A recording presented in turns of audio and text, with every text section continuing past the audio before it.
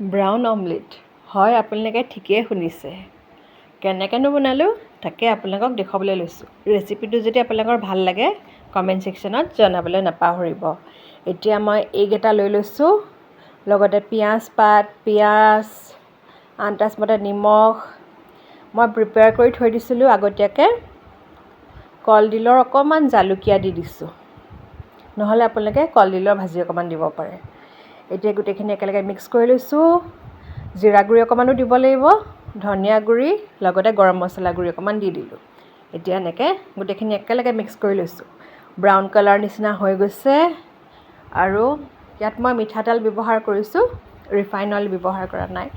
এতিয়া ইমান সুন্দৰকৈ আচলতে দিয়া হৈ গৈছে, দেখিছেনে বাৰু?